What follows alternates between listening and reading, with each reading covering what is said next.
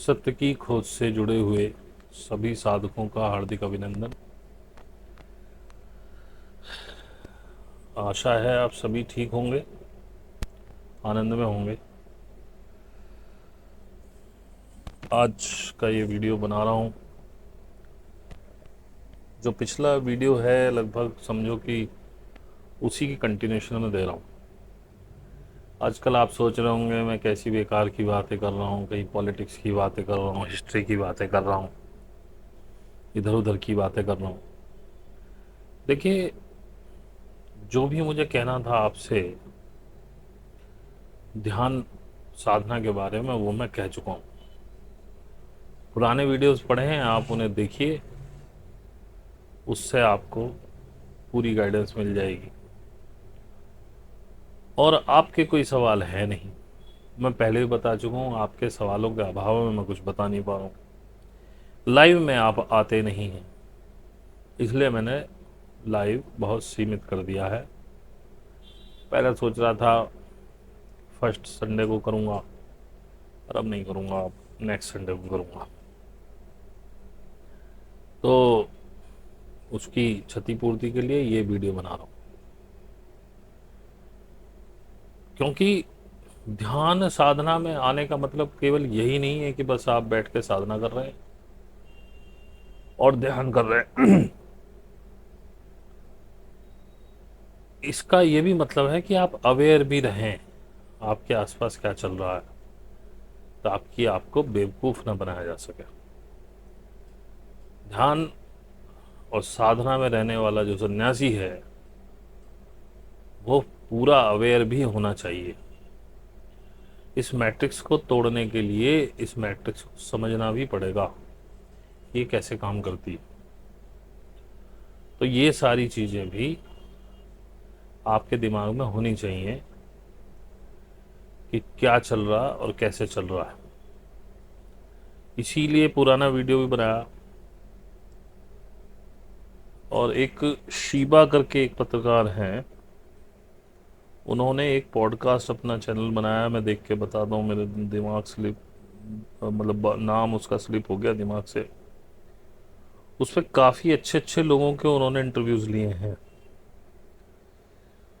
तो उनको आप सुनिएगा।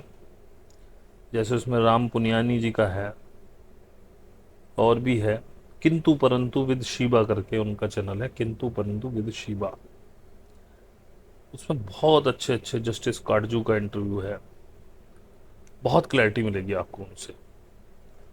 जो राम पुनियानी जी कह रहे हैं, काटजू जी कह रहे हैं, कोई नई बात नहीं है। जितने जिसने जिसने इतिहास को पढ़ा है, जो वो बुक्स पढ़े हैं जो कि सरकार से पैसे लेके नहीं लिखी गई, या समझिए कि सरकार को खुश करने के लिए लिखी गई। कई लोग प्रोफेसर हुए ड्यूज वगैरह में, वो सरकार को खुश करने के लिए ऐसी बुक्स लिखती है जिसमें वो इतिहास था जो सरकार चाहती थी।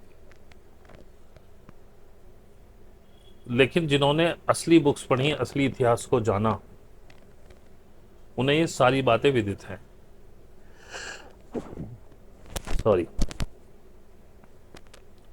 और ये भी बात जान लीजिए, जो अपना इतिहास नहीं जानता, इतिहास से मतलब सही इतिहास, वो हमेशा गुलाम रहेगा। वो कभी इस मैट्रिक्स को नहीं तोड़ पाएगा, क्योंकि उसे सच्चाई का पता ही नहीं है। फॉर एग्जाम्पल मैं बताऊं, कल एक रील मेरे सामने आई, मैंने अपने ग्रुप में भी भेजी।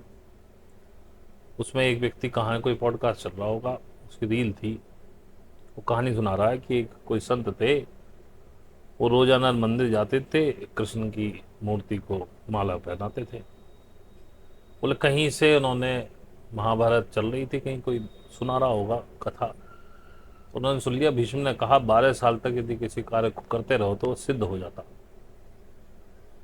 तो उनके दिमाग में ये बात बैठ गई।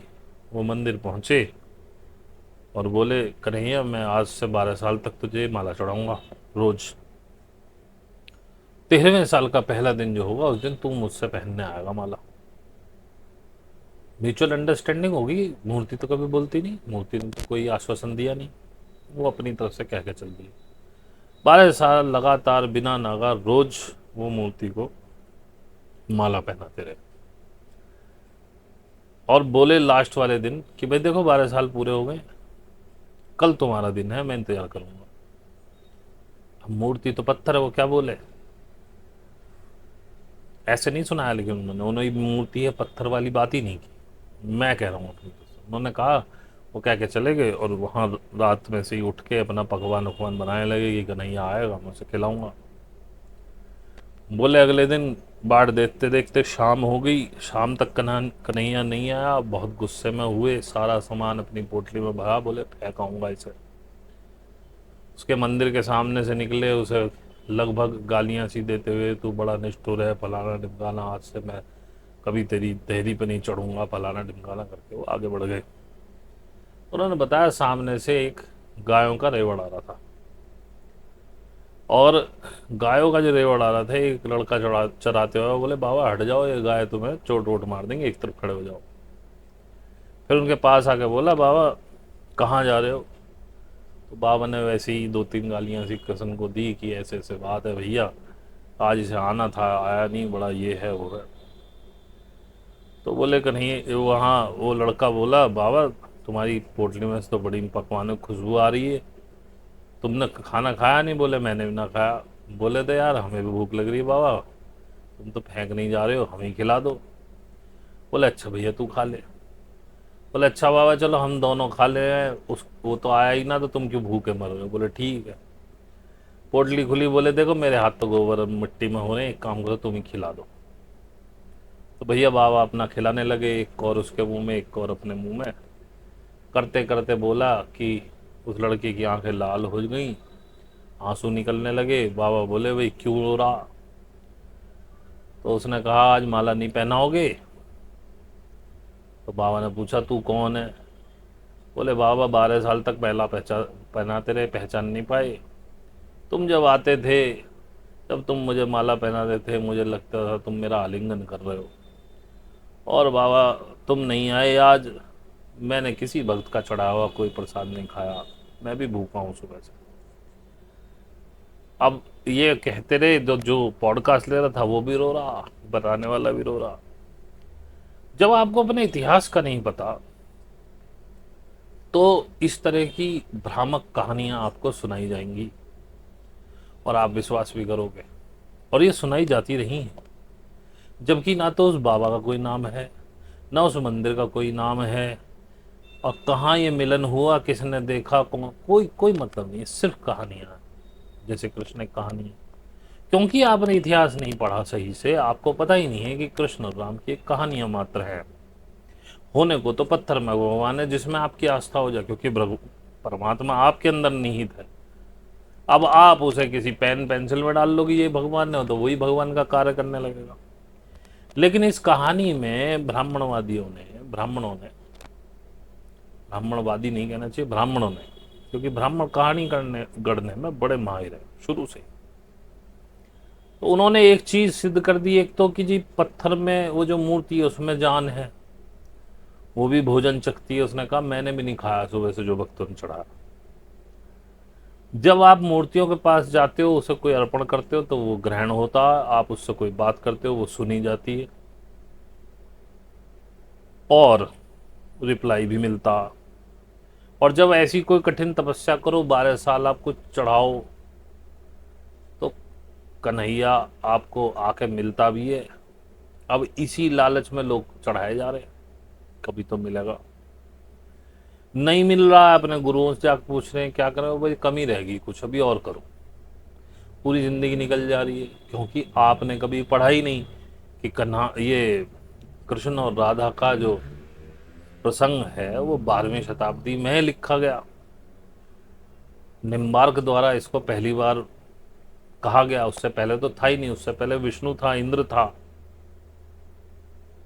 और जो पुराण हैं वो तो और भी खतरनाक है, उससे ज्यादा कृष्ण को बदनाम किसी ने नहीं किया पुराणों से ज्यादा।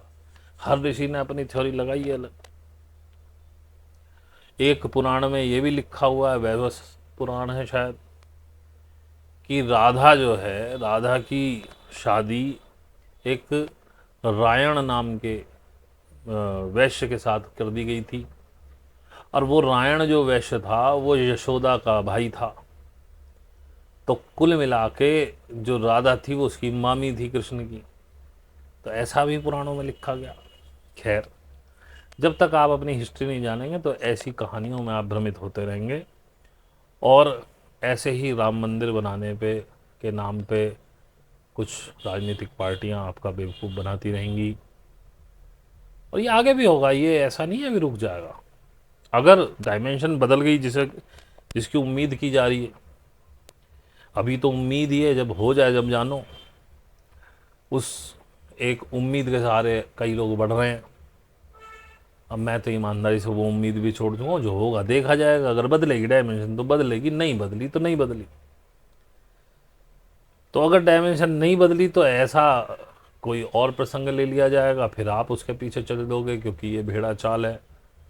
3D में ना आप पढ़ना चाहते हैं, ज्ञान प्राप्त नहीं करना चाहते हैं। कालांतर में नालंदा जैसी यूनिवर्सिटी थी, तक्षशिला थी, और भी कई यूनिवर्सिटीज़ थी।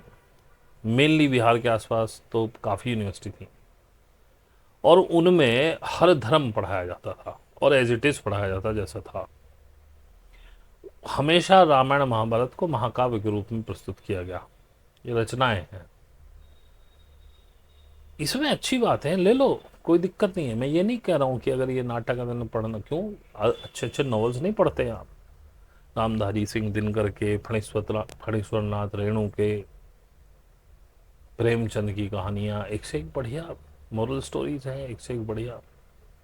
डॉक्टर धर्मवीर भारती, आजकल की पीढ़ी क्या, मेरे से पिछली पीढ़ी ने भी, मतलब मे, मेरी पीढ़ी ने भी शायद, मेरे से पिछली वाले ने सुना होगा, मेरी पीढ़ी ने भी शायद कम ही नाम सुने होंगे। ये बहुत विरले हैं जिनको ये उपहार मिले उनके पिताओं की तरफ से या उनके गुरुओं की तरफ से कि वो पढ़ पाएंगे। अच्छी रचनाएं पढ़िए, सीखिए। ज्ञान हमेशा बहुत अच्छा होता है, मतलब इससे सुप्रीम कोई चीज़ नहीं है, लेकिन हम कंपटीशन में लग गए। मुझे आज भी याद है, मेरी मम्मी हमेशा, मैं थोड़ा ज़्यादा वाचाल था, इधर उधर भागता जाता था, पढ़ता कम था, तो मम्मी हमेशा मेरे पीछे डंडा लिए पड़ी रहती थी। लेकिन मेरे परदादा हमेशा एक ही बात कहते थे, हाँ पढ़ लेगा, कौन सा इसे नौकरी करनी। नौकरी को बड़ा गंदा माना जाता था। कृषि प्रथम थी, और पढ़ाई को कभी इतना वो लोग महत्व नहीं देते थे, क्योंकि वो समझते थे कि जो ज़्यादा पढ़ा लिखा होगा वो गुलाम होगा। और कालांतर में जिसने भी पढ़ाई की, चाहे अंग्रेजी शासन में करी, चाहे आज़ाद होने के बाद करी, वो सरकार का गुलाम ही होगा। और सरकारी नौकरी का बड़ा आज भी क्रेज़ है, लेकिन सरकारी नौकरी से बड़ी गुलामी कोई नहीं है। ना तो इसे आप छोड़ पाते हो लालच में, और आपको सब उल्टे सीधे काम करने पड़ते हैं। अभी आपने देख रहे होंगे, अगर कुछ लोग जागरूक हैं, सुन रहे होंगे, तो इलेक्शन कमीशन पे काफ़ी क्वेश्चंस उठाए जा रहे हैं। अब इलेक्शन कमीशन ने धांधली क्यों की? उसे क्यों करनी जरूरत थी धांधली? अपने आकाओं को खुश करने के लिए, और आकाओं से उन्हें कुछ जरूर मिला होगा, मिला ही होगा। हमारे यहाँ जो कानून है वो ये कहता है, यदि मैंने गंदगी की, धांधली करी और मैं मर गया तो फिर कोई केस नहीं बनता। मैं मर गया, बात खत्म होगी। ऐसे कभी धांधली खत्म होगी ही नहीं कि मैं अपने बच्चों को दे गया, वो मजे ले रहे हैं उससे, मैं मर गया, बात खत्म हो गई, या मुझे जेल होगी, बात खत्म होगी। चीन में ऐसे कानून हैं, अरब में ऐसे कानून हैं कि उनके पूरे परिवार को सजा दी जाती। तो अगर वो कर रहा हो तो परिवार वाले कहते भैया मत करो, हमें नहीं चाहिए। कल को पकड़े गए, तुम तो जाओगे, हम भी मरेंगे, भैया हम 2 रोटी कम खा लेंगे। यहाँ कह रहे हैं अरे पिताजी कर रहे हैं, मौज लो, अभी तो पकड़े ही ना जा रहे, पकड़े जाएंगे तो ये जाएंगे, हमें क्या मिल रहा, अपने आनंद लो। बीवी उकसा रही है उसको, मुझे झुमकी चाहिए, मुझे हार चाहिए, बेटी कह रही है मुझे महंगी वाली ड्रेस दिलवाओ, आईफोन दिलवाओ, और वो बेईमानी करे जा रहा। जब तक इस तरह के कानून नहीं आएंगे तब तक ये लोग सुधरने वाले नहीं है कि इनकी पुश्तों तक को सजा हो और इनकी आगे आगे आने वाली कम से कम 3 से 4 पीढ़ियों को ये सजा भुगतनी पड़े, उनका सोशल स्टेटस बिल्कुल खत्म कर दिया जाए, तब डरेगा आदमी घपले करने से, नहीं तो ये चलता रहेगा। जैसा कि मैंने आपको बताया ही था कि अपने दुग्गल साहब सीआईए की तरफ से लाए गए थे, उनका काम निकल गया। अब दुग्गल साहब की मट्टी पलीत होनी ही है, रोज हो रही है। अब दुग्गल साहब ज़रा ज़्यादा चौड़े हुए, उन्होंने सीधे इजराइल से संपर्क करके, हालांकि ये मेरा मत है, इसकी जांच होनी आवश्यक है, इन्होंने ये करा दिया, पहलगाम संभाल नहीं पाए। अब तो संसद में ये बात खुल गई कि प्रधानमंत्री जी अमेरिका के जो क्या नाम है उसका, मैं नाम भूल गया, वो राष्ट्रपति कार्यालय का ही बंदा है, उससे रात भर बातचीत में थे। उन्होंने खुद माना अपने स्पीच में, राजनाथ सिंह ने खुद कहा कि हमने पाकिस्तान को कहा कि हम युद्ध नहीं करना चाहते, हमने रिटेलिएट कर लिया और इन लोगों पे हमने हमला कर दिया, हम नहीं करना चाहते। तो विपक्ष पूछा क्यों नहीं करना चाहते थे। इससे जस्ट पहले सेशन में ये मुद्दा खूब उठा कि आप पीओके क्यों नहीं लाए, नेहरू की गलती से पीओके चला गया। उन्होंने कहा पीओके आ सकता था, जब वो गिड़गिड़ा रहा था, वो कह रहे कि उसने हमसे शरण मांगी पाकिस्तान ने, तो विपक्ष ने पहला सवाल पूछा आपने दी क्यों, जब वो हमारे युवाओं को मार के चले गए उनके आतंकवादी, तुमने शरण क्यों दी, मारो साले को, पीओके लेने का अच्छा मौका था, आपने क्यों नहीं लिया। चलो हम नहीं ले पाए, नेहरू ने गलती कर दी, आपने क्यों करी, अब काटो तो खून नहीं है, जवाब नहीं है। मलिक साहब जो तत्कालीन वो थे, क्या कहते हैं उसको, राष्ट्रपति का जो राज्यपाल कश्मीर के, जम्मू कश्मीर के, उन्होंने ये बात मानी कि सरकार ने के पास थ्रेट थी कि हमला हो सकता है ट्रूप्स पे, इन्हें एयरलिफ्ट करके ले जाना चाहिए, लेकिन वो नहीं माने, एयरलिफ्ट नहीं करने दिया। एक गाड़ी आई, इतनी चेकिंग जम्मू कश्मीर में होती है गाड़ियों की कि नेताओं को नहीं बख्शा जाता। वो गाड़ी 300 किलो आरडीएक्स लेके आ गई, ना गाड़ी वाले का पता है, ना आरडीएक्स कहाँ से आया, जाके पता चला कुछ सामान उसका अमेजोन से खरीदा था। उसकी एक मेन कड़ी था देवेंद्र सिंह, जो डीएसपी ओएसपी था, वो अरेस्ट किया गया। उसने भरी अदालत में कहा कि मेरा मुंह खुलेगा तो बहुत लोग आएंगे। अब वो कहाँ है कुछ नहीं पता, जिंदा है, मर गया, कहाँ चला गया, कुछ नहीं पता, उसकी आज तक जांच नहीं हुई। तो दाल में तो कुछ काला लगता, ये मैं नहीं कह रहा हूं, तो सतपाल मलिक कह रहे हैं। अब सरकार के पास इनपुट थी, आतंकवादी 400-500 किलोमीटर दूर आए एलओसी से, किसी को कानों कान खबर नहीं, जहां नॉर्मली पेट्रोलिंग होती है वहां पुलिस का एक आदमी नहीं। ये सवाल वो हैं जो लोग उठा रहे हैं, राजनेता ही उठा रहे हैं, मैं अपनी तरफ से कुछ नहीं कह रहा। वो कह रहे हैं क्या आतंकवादियों के पास इतनी फुर्सत होती है कि वो आते हैं, फिर और तो बच्चों से कहते हैं आप अलग हट जाओ, उनसे कहेंगे कलमा पढ़ो, जब नहीं पढ़ पाते उन्हें मार देते हैं, कहते हैं मोदी से जाके कह देना। क्योंकि आतंकवादियों को ये पता था कि रास्ता क्लियर है, यहाँ आसपास कोई नहीं है, उनके पास पहले से ही इनपुट्स थी, और ये कलमा वलमा पढ़ाने का जो हिसाब किताब है आज तक कभी आतंकवादियों ने किया नहीं, उन पर इतनी फुर्सत नहीं होती, वो तो अपना काम को अंजाम दे के भागते हैं तुरंत।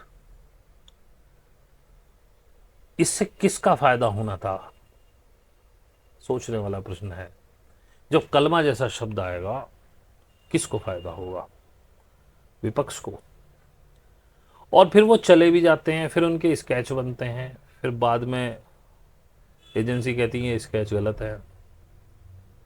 उसके बाद जब संसद में सवाल उठना शुरू होता तो तुरंत उसी समय ऑपरेशन महादेव शुरू हो जाता।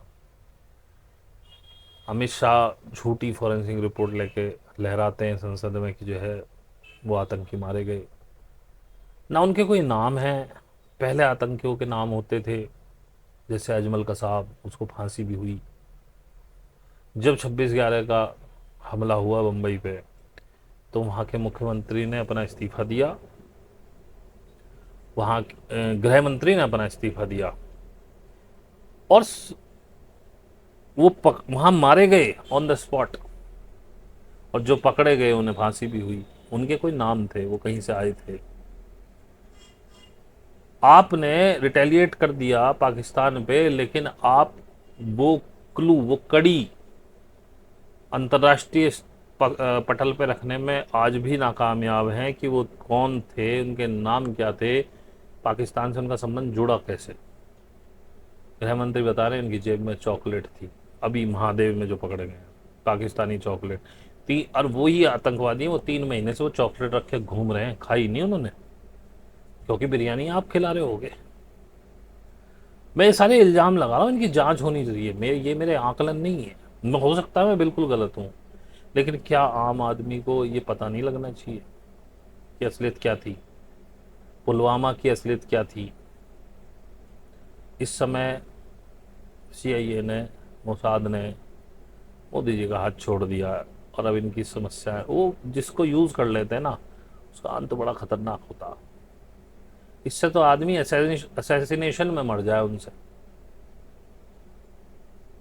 अड़ा रहे तो इज्जत की मौत मरेगा। जैसे बुर्किना फासो का जो इस समय इलेक्टेड प्राइम मिनिस्टर होता है वहाँ, या राष्ट्रपति होता है मुझे पता नहीं, प्रेसिडेंट होता है, वो उसका इब्राहिम ट्रोटे कुछ करके नाम है उसका। उसने फ्रांस को निकाल के बाहर फेंक दिया वहाँ से, वो तरक्की कर रहा है, और देश उसके साथ मिल रहे हैं। उसके असैसिनेशन की कई कोशिशें हुई, बस किस्मत से नाकाम हो गई। ईश्वर जिसके साथ होता है वो ऐसे ही होता है। उसका मिशन अच्छा है, वो ईमानदारी से काम कर रहा है, कुदरत उसके साथ है। नारायण स्वामी को सुनो, बीजेपी का ही आदमी है, और उसके पास अंदर की खबर बहुत होती है। उसने बहुत पहले कह दिया था 5 विमान गिरे, ट्रंप ने भी यही कहा 5 विमान गिरे। आज हमारी सरकार संसद में कह ही नहीं रही कितने गिरे, विमान की तो बात ही नहीं कर रही। राहुल गांधी ने चैलेंज दिया, अगर आप में इंदिरा गांधी का 50% भी जिगरा है तो यहाँ स्वीकार करो, कहो यहाँ से, संसद से, कि ट्रंप का कोई फोन नहीं आया, ट्रंप ने नहीं करवाई सीज फायर। तो प्रधानमंत्री कह रहे विश्व के किसी नेता का कोई दबाव नहीं था, ये नहीं बता रहे ट्रंप ने सीज फायर कराया कि नहीं करा।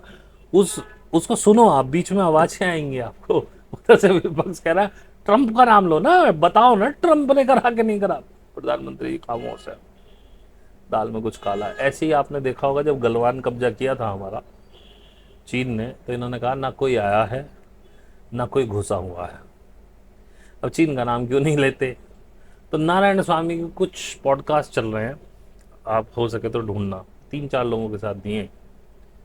उन्होंने कहा जब ये CM थे, जयशंकर वहाँ के राजदूत थे चाइना के, वहीं पोस्टेड थे, तो वो इनकी इज्जत तवज्जो का इंतजाम करते थे, खातिरदारी का। और वो कैसी खातिरदारी होती है वो समझ सकते हैं, मैं कुछ नहीं कहूँगा,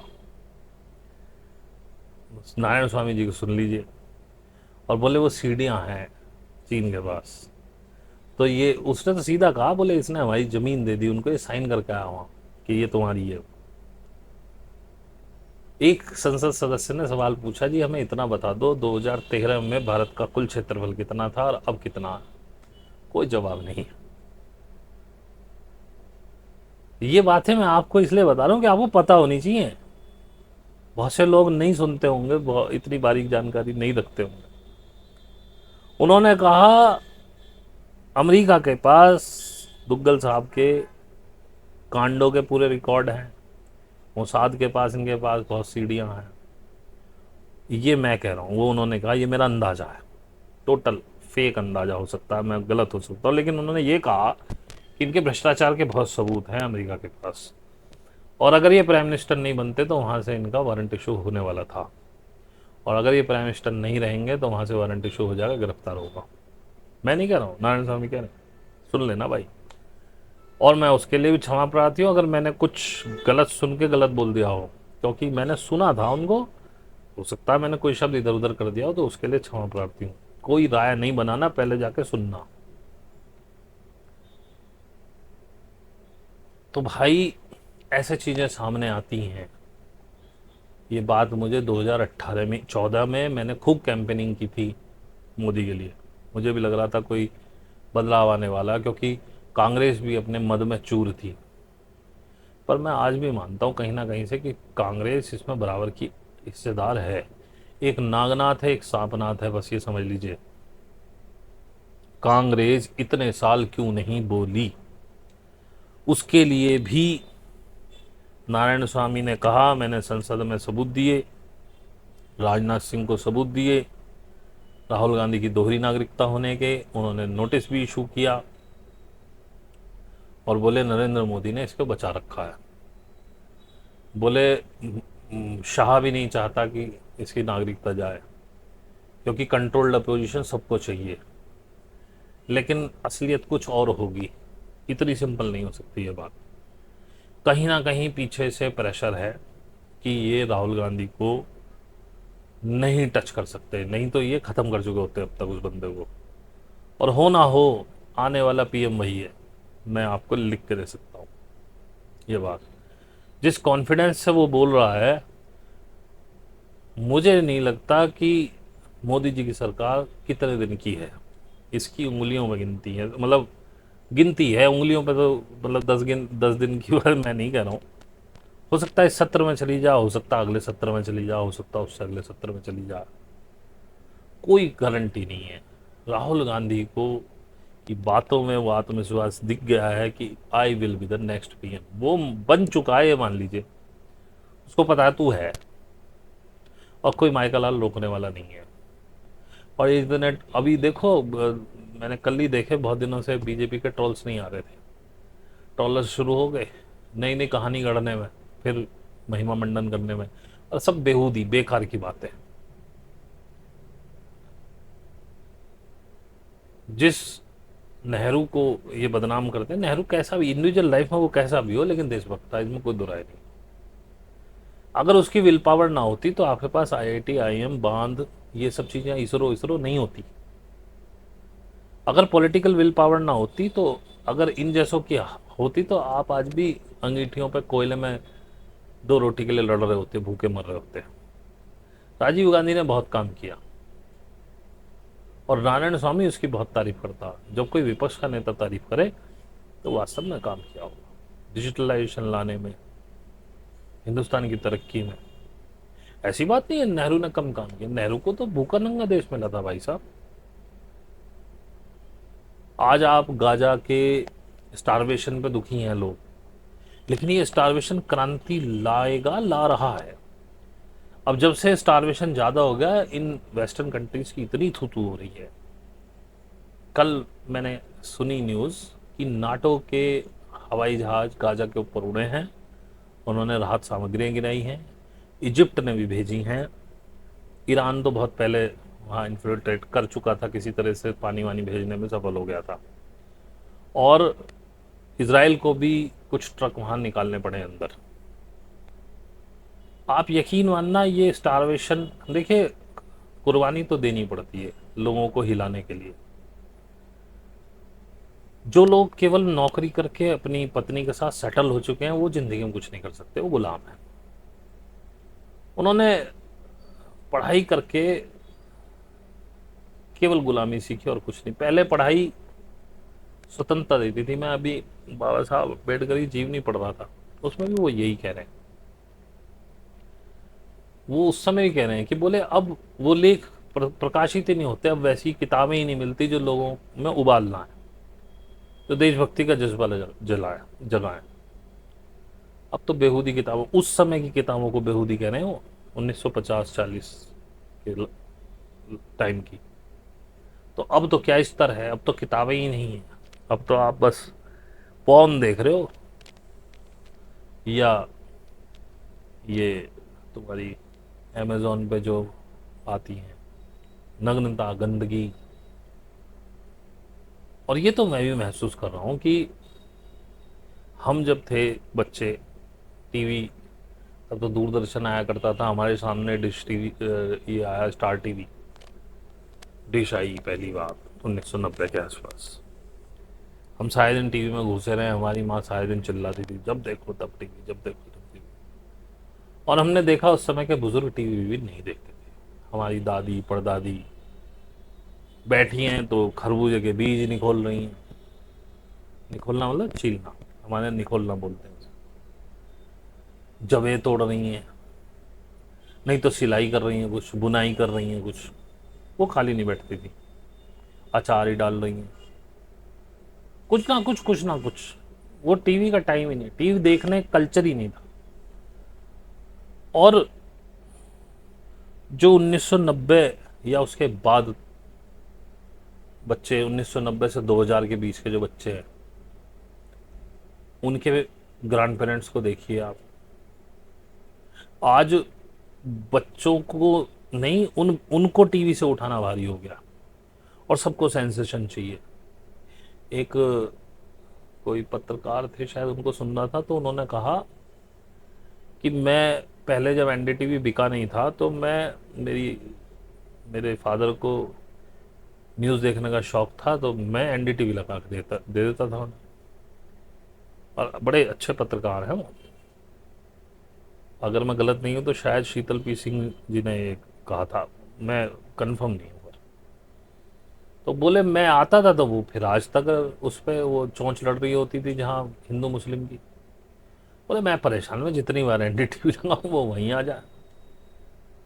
तो ये जहर वहां से भरा जा रहा है, और लोगों को सेंसेशन पसंद है। मेरे वीडियोस पे लाइक क्यों नहीं है, मेरे वीडियोस पे व्यूज क्यों नहीं है? इसलिए नहीं है क्योंकि मैं सेंसेशन नहीं परोस रहा हूँ, सत्य सुनना किसी को पसंद नहीं है। और अपना कंफर्ट जोन कोई तोड़ना नहीं चाहता, बदलना कोई चाहता नहीं। क्यों मेरे को सुने भाई? अब ये भी तो मैं बेकार की बातें बता रहा हूँ। गजा के स्टारवेशन ने वो तूफान खड़ा किया कि बहुत सारे यूरोपीय देश अब फिलिस्तीन को मान्यता देने को तैयार हैं। बहुत सारे देशों ने इसराइल को कंडेम किया है, अपने यहाँ एंट्री बैन की है उनकी, और आज वहाँ सहायता पहुँचाई जा रही है। लेकिन अगर ये स्टारवेशन नहीं होता तो गजा की हेल्प करने कोई नहीं आता।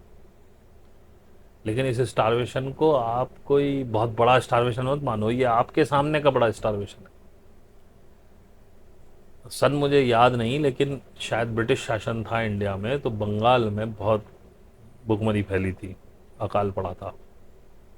और ये बताया जाता है कि अनाज से भरे हुए, गेहूं से भरे हुए बहुत बड़े बड़े शिप वहाँ कलकत्ता के पोर्ट पे खड़े हुए थे। वहाँ का जो उस समय ब्रिटिश था, जो वहाँ का शासन करता था, उसने वो भेज दिए ब्रिटेन कि भाई वहाँ वार वार में काम आएंगे, यहाँ कोई ज़रूरत नहीं। यहाँ के भूखे नंगों की लाशें, सुखड़ी हुई बिल्कुल अकाल पीड़ितों की लाशों की तस्वीर ब्रिटेन भेजी गई, और ब्रिटेन ने यह कहा इसमें गांधी की लाश तो नहीं है। और उसमें मिलियंस ऑफ पीपल डाई कर गए थे वेस्ट बंगाल में। ये स्थिति हुई थी। ये पहली बार नहीं हो रहा, यूरोपीय कंट्रीज का काम ही है। और यूरोपीय कंट्रीज का एक रूल है, अब कोई विकसित देश पैदा नहीं होगा। इसीलिए जब भी हम तरक्की पे होते हैं,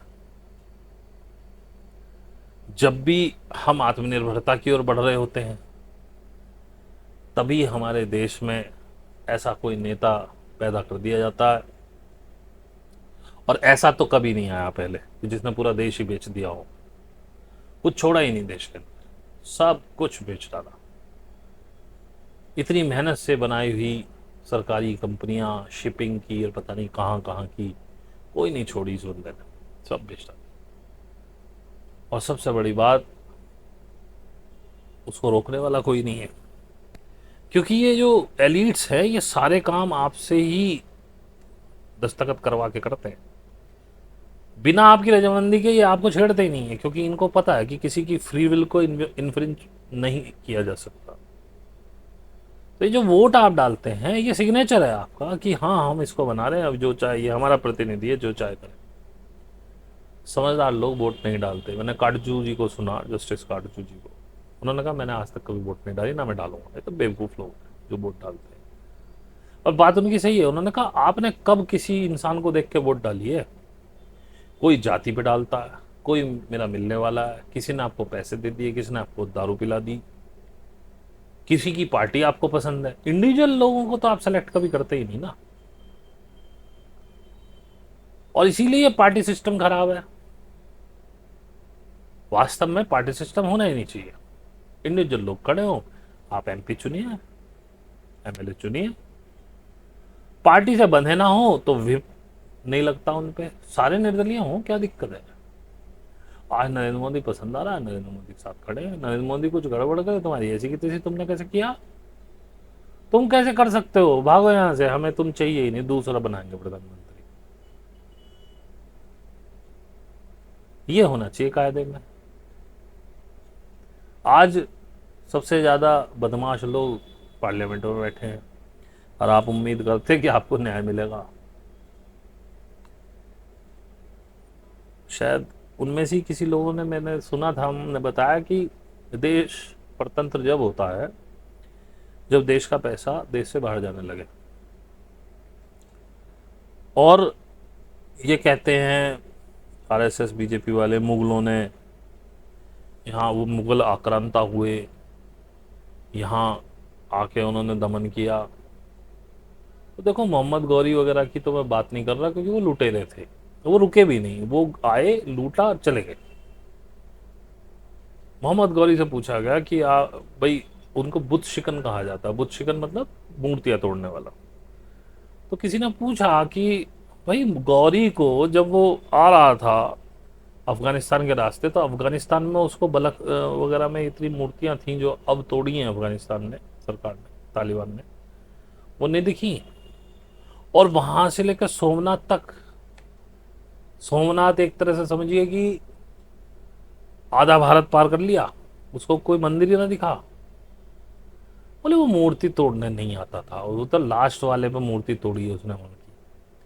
वो जब आता था 7-8 हाथी भर के सोना चांदी जेवरात भर के ले जाता था, और ले जाता था, वो रुकता ही नहीं था। मुगल, जब बाबर यहाँ आया, बाबर के बाद सारे बच्चे उसके यहाँ पैदा हुए।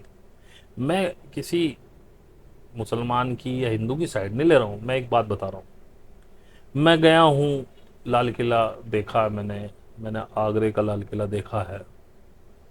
उन्होंने यहाँ की संपत्ति अर्जित की। देखो टैक्स तो सब लगाते हैं,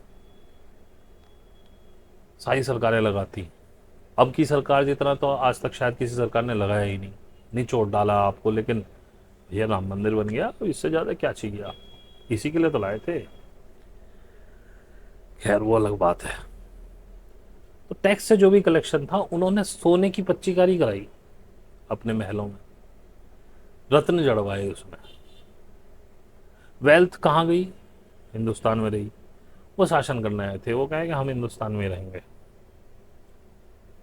अकबर ने तो दीन इलाही चलाया, हालांकि वो कामयाब नहीं हुआ, उसमें सर्वधर्म संभाव था, क्योंकि वो जान गया था कि हिंदुस्तान को कॉन्कर करना आसान नहीं है। और यही सारे लोग, देश जो है मात खाते हैं। हिंदुस्तान को कॉन्कर करा ही नहीं जा सकता।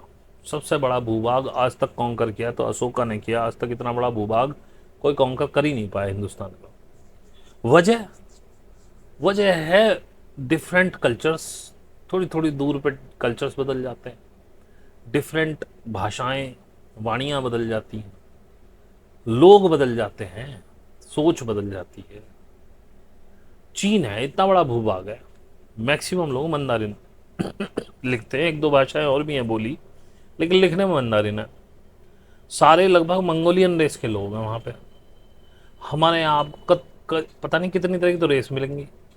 सिख अलग रेस है, पठान अलग रेस है, ओबीसी में भी अलग अलग रेस अलग हैं, आदिवासी अलग रेस के हैं। साउथ में चले जाओ द्रविडियन रेस अलग है। द्रविडियन बेल्ट में भी चले जाओ तो 4-5 तरह की भाषा, तमिल, तेलुगु, मलयालम। उड़ीसा अलग ही भाषा। बंगाल अलग भाषा, पंजाबी अलग भाषा, मध्य प्रदेश की अलग है, खड़ी बोली अलग आ गई, अवधी अलग आ गई, पिशाची अलग आ गई, सिंधी अलग आ गई, कश्मीरी अलग आ गई।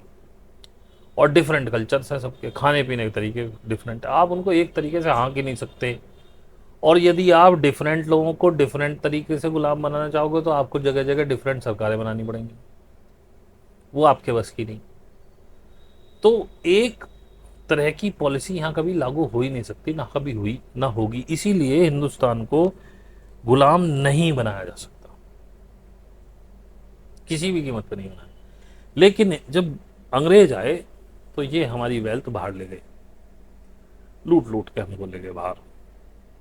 अब हमें आज़ादी मिल गई, सो कॉल्ड, जैसी भी थी है तो आज़ादी, कहा तो यही जाता हम आज़ाद है। अब आप बताइए कि नेताओं के स्विस बैंक में अकाउंट है, वेल्थ कहाँ की है, यहीं से तो जा रही है, तो आप कैसे आज़ाद हो गए? दुग्गल साहब कह के आए बस मैं बहुत तुरंत टास्क फोर्स बनाऊंगा, 100 दिन के अंदर सारा वो वापस काला धन, और जो जो इनकम टैक्स देखते हैं उनको भी उसका 4-5% में ट्रांसफर करूंगा, वो भी बहुत पैसा होगा भाई, इनकम टैक्स दिया लोगों ने। लोगों में उम्मीद जग गई, और जितना काला धन 2014 में था 11 साल में 3 गुना हो गया। तो लूट किसने ज्यादा करी? और आप स्वतंत्र हो। और जब आप गलत कर रहे हैं, बेईमानी कर रहे हैं, और बेईमानी करके सत्ता वत्ता जैसे भी आप हासिल कर रहे हैं, एक होता है, क्या कहना चाहिए, मैं कहना चाहिए कि आर्थिक उन्नति या अवनति, उसे आप आंकड़ों से थोड़े दिन छिपा लोगे, लेकिन जो रोड पे दिख रहा है उसे कैसे छिपाओगे? 140 करोड़ का देश है, अर्थव्यवस्था तो हम बड़ी हैं ही हैं, लेकिन हम कमा क्या रहे हैं? विश्व की जीडीपी में हमारा क्या योगदान है? 3%। और जनसंख्या देखो तो विश्व की 20-1% जरूर होगी। हम लोग रोज टूथब्रश करते हैं, दाढ़ी बनवाते हैं, उसी से इतना खर्चा होता, लाखों करोड़ों के तो ब्लेड लगते हैं हिंदुस्तान में। लेकिन अब लोग टूथपेस्ट भी नहीं खरीद पा रहे। तीसरी बड़ी अर्थव्यवस्था बनने के कगार पे है, लेकिन पर कैपिटा इनकम क्या है? बात पर कैपिटा इनकम से होती है। डॉलर का रेट क्यों बढ़ रहा है? डॉलर के रेट को आप क्यों नहीं रोक पा रहे हो? बकवास कितनी भी कर लो, ये सारी चीजें दिखाई देती है। और अब ये ट्रम्प का एक बयान आया कि India is a dead in economy, बिल्कुल सही कह रहा हूं। आपको नहीं दिख रही होगी, और थोड़े दिन मस्ती कर लो, यकीन मानना अगर 6 महीने दुग्गल साहब रह गए तो पीछे का चड्डी, चड्डी में हो इस समय आप, चड्डी के पीछे का हिस्सा गायब कर दिया जाएगा। और 6 महीने और रह जा, मतलब साल भर रह जा, तो बस लास्टिक लास्टिक बजे कि ऊपर का पट्टा, कपड़े पहनने लायक तो तुम अब भी नहीं बचे। ट्रम्प सही कह रहा है, India is a dead economy. पूरी एयरफोर्स का भट्टा बैठा दिया इस आदमी ने। हमारे 42 स्क्वाड्रन हुआ करते थे, जो 29 है एक्टिव स्क्वाड्रन। अभी मैंने एक न्यूज़ देखी, 2 इंजन आ गए थे जी के अभी तेजस के लिए, तो कह रहे हैं 2 इंजन आ गए, हम तो रेडी हैं एकदम, हवा में उड़ान भर रहे हैं। 2 तेजस चालू हो गए। अब 2 तेजस से क्या करोगे? आपने डीआरडीओ को फंडिंग नहीं दी, आगे मिसाइल कार्यक्रम नहीं बढ़ रहे, जो पुराने चल रहे हैं। अटल बिहारी वाजपेयी ने अपना खुद का जीपीएस सिस्टम बनाने के लिए कह दिया था, वो इनके काल में वो सैटेलाइट लॉन्च हुए 11, जिसे नाविक नाम दिया इन्होंने। बताया जाता है उससे ट्रेन्स कनेक्ट होनी थी, ट्रेनों के एक्सीडेंट हुए उसकी वजह से, क्योंकि उसमें से 7 काम नहीं कर रहे, 4 कर रहे हैं। और वो निर्णय इसलिए लिया गया था कारगिल में, जब हमें जीपीएस की जरूरत पड़ी तो यूएस ने हमें जीपीएस के कोऑर्डिनेट्स देने में मना कर दिया। और ईरान में भी यही हुआ, ईरान इजराइल की वॉर में उसने मना कर दिया, फिर चीन ने बना लिया बेडू करके उसने दिए ईरान को कोऑर्डिनेट्स, और वो यूएस के जीपीएस से ज़्यादा एक्यूरेट है। केवल 3 कंट्रीज के पास ऐसा जीपीएस है जो पूरे वर्ल्ड को कवर करता है, एक यूएस, एक रशिया और चाइना। पर मेरी ये समझ में नहीं आ रहा कारगिल के कोऑर्डिनेट्स के लिए हम रशिया के पास क्यों नहीं गए। और मेरी बात लिख लेना, भविष्य के लिए अगर आपको उन्नति करनी है आपको चीन के साथ जाना पड़ेगा। आप किसी कीमत पे चीन को नज़रअंदाज नहीं कर सकते।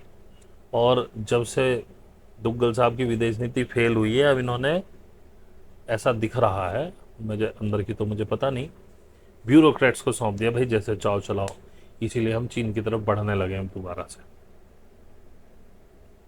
और मैं आज भी कह रहा हूँ रशिया के थ्रू आरआईसी में घुस जाओ, अगर घुसेगा देश तो फ़ायदा लेगा। चीन जैसे, इस समय चीन को तुम्हारी ज़रूरत है, तुम्हें चीन की ज़रूरत है, और जितना काम निकाल सकते हो निकाल लो, और तैयार रहो, अपनी मैन्युफैक्चरिंग बेल्ट सेट करो, सब कुछ सेट करो, उसके बाद लिमिट कर देना भैया, बस हो गया, ठीक है। यूएस के लिए हम साथ हैं, यूएस के खिलाफ आपस में ट्रेड डील्स करनी शुरू कर दो। ब्रिक्स कंट्री, अफ्रीका पड़ा हुआ है, अमेरिका में ही बेचना सामान, अफ्रीका में बेचो, रशिया में बेचो। अभी एक व्यक्ति को सुन रहा था मैं कि रशिया में मैन पावर की बहुत कमी है, वहाँ गोल्ड माइन्स बंद पड़ी हैं, वहाँ के बहुत से तेल के कुएं बंद पड़े हैं क्योंकि उनके पास लोग नहीं है। चाइना से लोग आ सकते हैं, चाइना की वो लाना नहीं चाहता, उनको पता है कि वापस नहीं जाएंगे क्योंकि उनकी सरहदें मिली हुई हैं। इंडिया से तो कोई प्रॉब्लम नहीं है। वो कहते हैं क्यों यूएस और अरब भेज रहे हो, बंदों को रशिया भेज दो, सेफ कंट्री है, वहाँ कोई लफड़ा नहीं है, उसे बंदे चाहिए, और पार्टनरशिप में धंधा करो कि भेज जो निकालेंगे हमें भी दे कुछ। रेयर अर्थ मिनरल्स वहाँ पे हैं, रशिया के पास मैन पावर नहीं है। चाइना से वहीं मशीनें लो, वहीं सीखो रेयर अर्थ मेटल एक्सट्रैक्ट करना, और अपने यहाँ भी लगाओ कारखाने। देखो बिना मैन्युफैक्चरिंग के कोई आज तक कामयाब नहीं हुआ। हम सोने की चिड़िया थे इसलिए क्योंकि हम मैन्युफैक्चरिंग करते थे। आज हमने गलती ये करी, हम कॉटन रॉ मटेरियल बेचने लगे हिंदुस्तान से बाहर, लोगों ने मशीनें लगा ली, बाहर से सस्ता कपड़ा बन के आने लगा। जब अंग्रेज ब्रिटिश ईस्ट इंडिया कंपनी यहाँ आई थी तो वो टेरिकॉट लेकर आई थी, एक्रेलिक लेकर आई थी, कॉटन यार्न नहीं था उसके पास, सिल्क नहीं था उसके पास। उत्पादक हम हैं उसके, हम क्यों बेच रहे हैं भाई, हम बेचेंगे नहीं रॉ मटेरियल भाई, हम कपड़ा बेच सकते हैं, अपने आप बिकेगा। लेकिन इन चीज़ों के लिए पॉलिटिकल विल पावर चाहिए। आपका व्यक्तित्व दागदार नहीं होना चाहिए, आपके ऊपर कोई बैठा ना हो, आपको कोई ब्लैकमेल ना कर सके। आज ये जितने मंत्री जितने भी हैं इस सरकार के साथ क्यों नहीं जा सकते, सब हरामखोर हैं, सबकी फाइलें बनी हुई हैं, सब पेगासस में लिपटे हुए हैं। ये जितने चुनाव आयोग उपचुनाव आयोग कर रहे हैं, क्यों कर रहे हैं ये, क्योंकि ये सारे भ्रष्ट हैं। इन्होंने ऐसी ऐसी चीज़ें कमा रखी हैं, पहले ही इन्होंने अपनी गर्दन खुद सरकार के हाथ में रखी है। ये तोते जो चाहेंगे वो करवाई गवर्नमेंट इनसे, और इन्हें करना पड़ेगा क्योंकि ये भ्रष्ट है, महाभ्रष्ट है। कालांतर में बस एक ही काम किया, आरएसएस ने अपने बंदे जुडिशरी बड़ी बड़ी पोस्टों तक पहुंचा दिए, और आज वो काम कर रहे हैं। खैर ये एक अलग विषय हो गया। मैं तो ये कहूँगा कि आंखें खोल कर रखो, इस समय विश्व रोज बदल रहा है, विश्व की घटनाओं को देखो क्या चल रहा है। एक टाइम वो भी था कि जब ईरान ने रशिया से S-300 मांगा था तो रशिया ने ये कह दिया था नहीं तुम पे सैंक्शन लगे हुए हैं इसलिए हम नहीं देंगे। ईरान की पॉलिटिकल विल पावर ने उसको मिसाइल बनाने दी, और उसके पास एयर डिफेंस अपना भी है, लेकिन ठीक है उतना कारगर नहीं है। लिमिटेड संसाधनों में जितना बन सकता था बढ़िया, उसने उतना बढ़िया बनाया। आज वही रशिया उसको S-400 पहुंचा चुका है, क्योंकि आज कहानियां दूसरी हैं।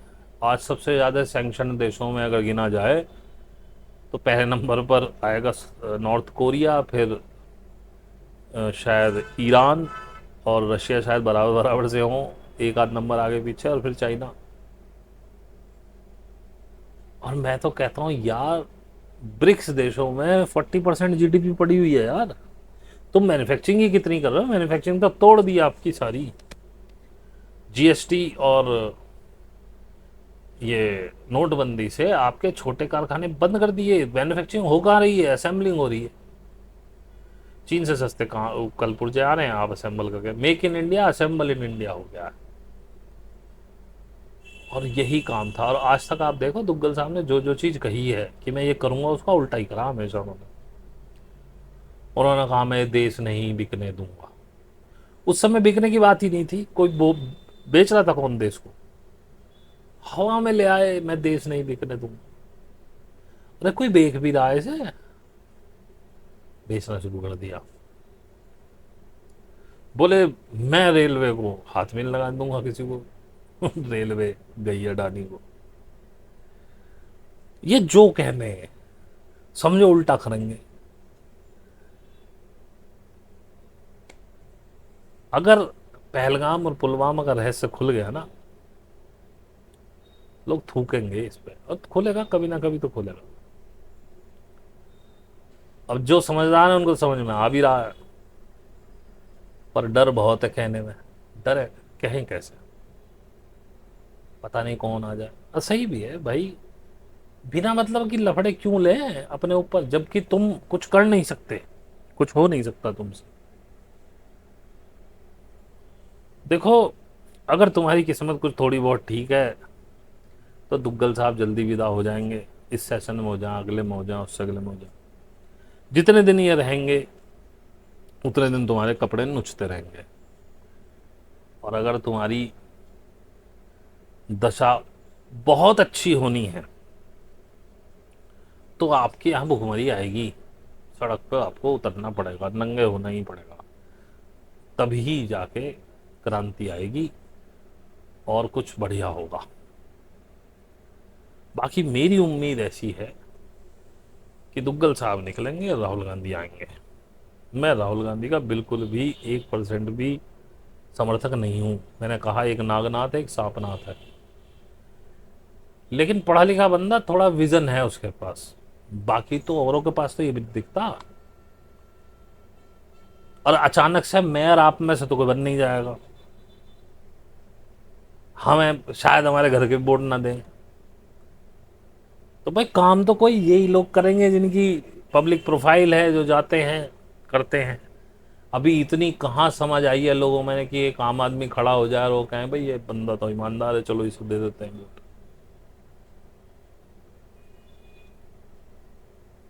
और मैं क्या कहूँ आपसे, इतना ही।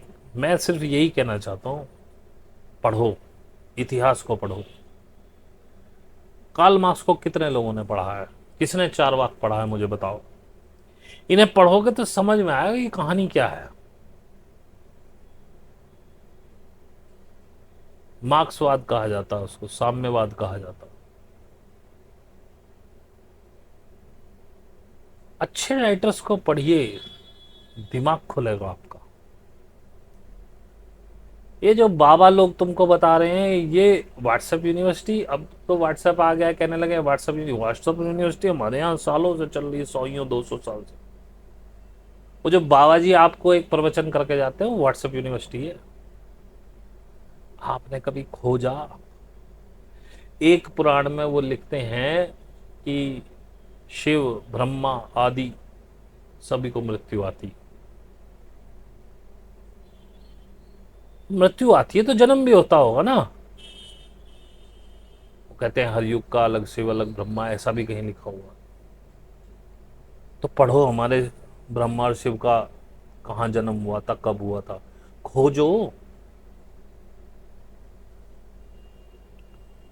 मैंने इस चैनल का नाम रखा है। और मैं आपको एक संदेश दे दूं, अब से मेरे live in search of truth पर ही आया करेंगे। और मैं ये इतनी देर के बाद मैसेज इसलिए दे रहा हूँ कि जो लोग पूरा सुनते हैं, जिनकी आस्था है, क्योंकि कुछ लोगों के ईमेल्स भी मेरे पास आए, परेशान हुए कि क्यों नहीं आपके आ रहे हैं वीडियोस वगैरह। मैंने कुछ लिखा तो नहीं, हंस के रह गया। और मैं इन सर्च ऑफ ट्रुथ को अब मेन चैनल अपना बनाऊंगा, क्योंकि उस पर गंदगी ज़्यादा है। 6000 सब्सक्राइबर हैं, व्यूज़ आते हैं 800। इस पे 2000 कुछ सब्सक्राइबर हैं, 2600 के करीब हो रहे होंगे शायद, व्यूज़ आते हैं 1000। तो यहाँ के लोग ज़्यादा सोच समझ के जुड़े ना। तो भाई जो लोग उस चैनल पे हैं, केवल इस पे नहीं है, तो इन सर्च ऑफ ट्रुथ करके मेरा दूसरा चैनल है, क्योंकि ये वीडियो उस पर भी जाएगा लेट सवेर। अब से सारे लाइव वगैरह इधर ही हुआ करेंगे, तो इसको सब्सक्राइब कर लो, क्योंकि वहाँ गंदगी बहुत ज़्यादा हो गई है। मुझे देखो भीड़ चाहिए नहीं, मुझे तो क्रिएटिव लोग चाहिए, जगे हुए, दो हों, एक भी ना हो। सोए हुए लोगों से मेरा कोई मतलब नहीं है, ना मैं उन्हें कुछ सिखाना चाहता हूँ। अभी मुझ पर कोई टिप्पणी भी करे, कोई अंधभक्त आ जाए मोदी जी का, किसी का, तो मैं हाथ जोड़ के छवाऊंगा, भैया मैंने गलत बोला, मुझे ज्ञान ही नहीं है, मैं तो पागल आदमी कुछ भी बोलता हूँ। तो मैं बिना शर्त माफ़ी मांगने के लिए तैयार हूँ, आपकी भावनाएं आहत हुई हैं तो, क्योंकि आप लोगों से मेरा कोई लेना देना नहीं है। आपको मैं समझाना भी नहीं चाहता, आपको मैं सुनाना भी नहीं चाहता। आपने गलती से सुन लिया, इसमें भी मेरी गलती है कि मैंने ये बनाया क्यों। लेकिन कुछ लोग मेरे जैसे पागल हैं, उनके लिए बनाना पड़ता है। अधिकतर मैं ध्यान साधना पे बोला, समझ में वो भी किसी को नहीं आई, क्योंकि वही है अपना कंफर्ट जोन कौन छोड़े। अरे जैसे चल रहा है ठीक है, फिर मूर्ति पूजा भगवान आदि में एक उम्मीद तो मिलती है जिंदगी जीने की, हम तो उम्मीद ही नहीं दे रहे। हम तो कह रहे तुम ही भगवान हो, जो हम ही भगवान है, तो उम्मीद किससे करे। कैसे जिया जाए जीवन को बिना उम्मीद के, यहाँ लगी पड़ी है। मैंने शायद आपको बताया हो, ना बताया मुझे याद नहीं, एक मेल आया मेरे पास, अनुराग जी आप जिंदा हैं कि मर गए, भूत तो नहीं बन गए। बहुत दिनों से आपकी वीडियो नहीं आई, मैं आपका अंधभक्त। मैंने उसे जवाब लिखा, मैं भाई साहब मर तो मैं गया था, पर आपकी मेल आई, मुझे नीचे आना पड़ा रिप्लाई करने के लिए कि हाँ मैं मर गया हूँ, क्योंकि आप अंधभक्त हैं, परेशान मत होना, आज के बाद दोबारा मेल मत करना, क्योंकि अब नहीं आ पाऊंगा वापस। एक ही बार आने की इजाज़त है। क्या लिखे हैं और अच्छी मेल्स भी आई, उन्होंने लिखा भाई साहब आपकी बहुत दिन से वीडियो नहीं आ रही, कम से कम एक वीडियो डाल दीजिए कीजिए, हम आपको बड़ा इंतज़ार करते हैं आपको सुनने का। अच्छी बात है, होना चाहिए। तो ऐसे लोगों के लिए वीडियो बन रही है। तो आप लोग भैया सत्य की खोज ईश्वर की ओर से इन सर्च ऑफ ट्रुथ में आ जाओ। वो अब सेकेंडरी चैनल रहेगा, क्योंकि जहां मुझे सुना जाता है, जहां लोग मुझे सुनना चाहते हैं, वहीं मैं बोलना चाहूँगा। मुझे ऐसे कहानी नहीं करनी कि मेरे 6000 सब्सक्राइबर हो गए, 8000 सब्सक्राइबर, सब्सक्राइबर ही करने होते कहते 6000 होते। वो बात बताते जो आपको सुनना पसंद है, 10 लाख होते, 20 लाख होते। यूट्यूब में मोनेटाइजेशन ऑन कर देते, पैसा कमाते। लेकिन ये उद्देश्य नहीं।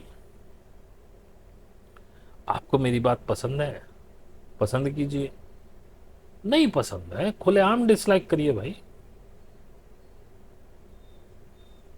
और जैसा कि एक व्यक्ति का भी आया, मैंने जो पिछले एक वीडियो में कहा था कि मुझे घिन आती है आपसे लाइक वगैरह मांगने में, तो उसने कुछ लिखा, बोले हम बंद कर दो फिर चैनल, सुनने के ऐड डालो फलाना ढिमकाना। क्या लिखूं भाई, तेरे से पूछ के खोला था क्या चैनल? जिस दिन बंद करना होगा तेरे से बिना पूछे बंद कर देंगे। उसने सुना ही नहीं पूरा वीडियो, मैंने क्या कहा कि मैं क्यों कर रहा हूं, मेरी मजबूरी है। जिस दिन मुझे आदेश हो गया, बस काम खत्म हुआ, अब रोक दो, अब अपनी जिंदगी जियो ईमानदारी से। ना एक लाइव होगा, ना एक वीडियो होगा, ये चलते। और जिस दिन ये हो गया भाई चैनल भी बंद कर दो, उस दिन चैनल भी बंद हो जाएंगे। कोई लोभ लालच नहीं है, कर्तव्य है मेरा, मुझे काम मिला हुआ है, कर रहा हूं, ईमानदारी से करूंगा। आपकी ना तो मुझे गालियों से डर लगता है, ना उपेक्षा से डर लगता है, ना आपसे मुझे किसी भी प्रशंसा की उम्मीद है। देते हैं ठीक है, नहीं देते हैं तो बहुत अच्छी बात है। और यही मैंने आपसे कहा था, लाइक और सब्सक्राइब नहीं, लाइक और कमेंट इसलिए मांगता हूँ कुछ और लोगों तक पहुंच जाए, क्या पता कोई इंतजार कर रहा हो, किसी को ना मिल रहा हो कोई रास्ता। क्योंकि यही मेरा काम है, मुझे सौंपा गया। अब कितने दिन तक, कितने साल तक ये सौंपा जाएगा मुझे नहीं पता। लेकिन यकीन मानना, जिस दिन मेरे को हरी झंडी मिल गई, मैं बिल्कुल भी पसंद नहीं करता ये सब करना, लेकिन मैं क्या करूं। अगर कोई परमात्मा ने काम दे दिया कि भाई तो कुछ करना ही पड़ेगा, और इसके बदले में मुझे पारितोषिक मिलता। मेरी नौकरी लगवाई गई, अच्छा पेमेंट मिला, मेरे सारे कर्जे उतरवा दिए गए, आज जेब में भी 2-4 लाख रुपए पड़े हैं, प्लस मेरा जो ग्रुप है जिसमें मैं सिखाता हूँ वहां से भी मुझे इनकम हो रही है। और मैं मानता हूँ ये इसी काम के पैसे मुझे दिए जा रहे हैं, इसलिए मैं लेता हूँ। और ये काम मैं ईमानदारी से कर रहा हूँ। और मैंने ग्रुप में भी आज तक कोई मीट मिस नहीं करी। यहाँ पे भी शायद 1 या 2 हफ्ते सत्य की खोज वाले में पीछे, अभी हाल फिलहाल में मैंने बंद किया था, क्योंकि मुझे लगा मैं किन बेवकूफ़ों के लिए रोज बैठता हूँ, हर संडे आके बैठ जाता हूँ 2 से 3 के बीच में कभी भी। उनको फुर्सत ही नहीं है, वो खुश हैं कि यार बाद में रिकॉर्डिंग देख लेंगे। अबे जब कोई होगा ही नहीं, सवाल जवाब ही नहीं होंगे, रिकॉर्डिंग भी किसकी सुनोगे। और ये भी देख लेना, आगे जो लाइव होंगे बस वो लाइव होंगे, आपको बाद में सुनने को नहीं मिलेंगे। वो उनका नोटिफिकेशन आएगा, टाइम पे आ गए, सुन लोगे, उसके बाद वो डिलीट कर दिए जाएंगे, पब्लिश नहीं किए जाएंगे, बाद में नहीं सुन पाओगे ना। तो आगे के जो लाइव हूँ, जिसको होगा एक ही महीने में, पार्टिसिपेशन करिए, जुड़िए, सुनिए, बातचीत करिए, और उसके बाद भूल जाना। जो लेट आया उसका जो पोर्शन छुट गया छुट गया। मैं उन्हें लाइव नहीं करूँ बाद में, रिकॉर्डिंग के बाद मैं उनको लाइव नहीं करूँगा। लाइव ख़त्म होते ही वो स्ट्रीम बंद हो जाएगी, फिर दोबारा नहीं सुन पाओगे कभी। और तो क्या बताऊँ आपसे, ये अभी तो यही सब था मेरे पास। थोड़ा देखते रहिए, सजग रहिए, सेविंग करके चलिए। आने वाला समय बहुत टफ है, और उतना ही आनंद लेके आ रहा है, लेकिन पहले बड़ी परीक्षा बड़ी टफ है। अगले 2-3 साल निकालने बड़े कैड़े हैं।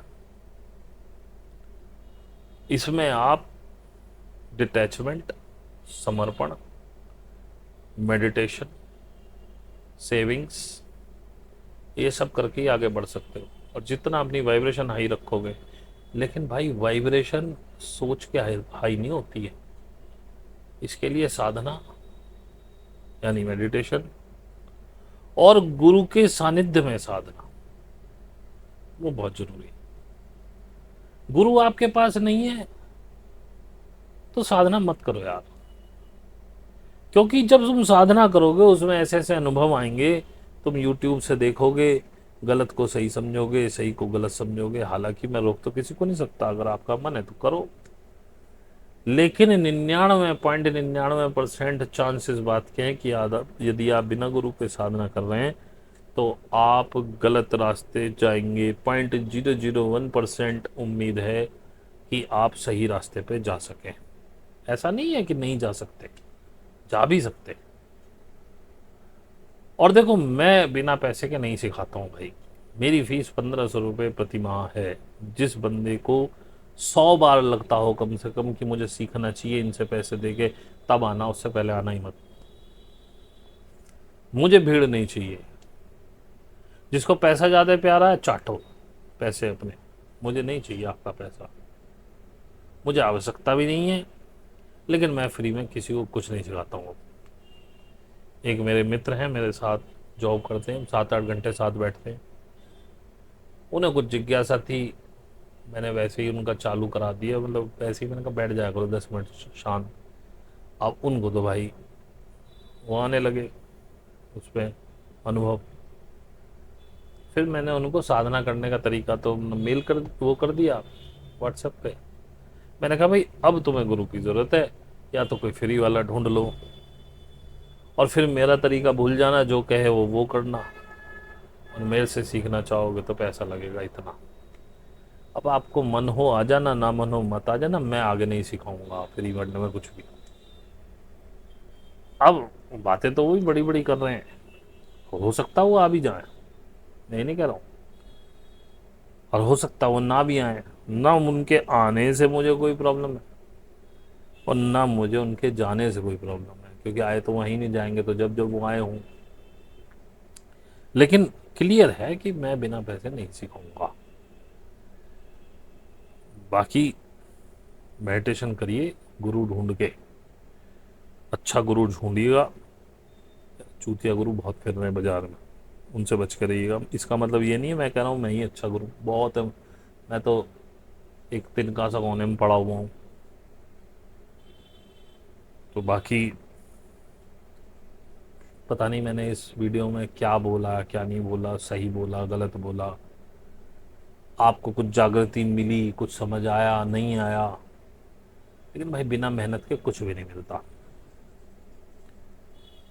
मेहनत तो करनी पड़ती है।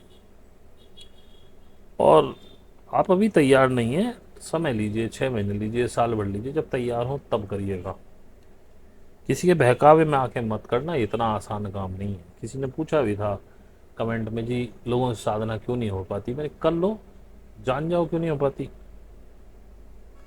पता चलेगा, तो करके देखो।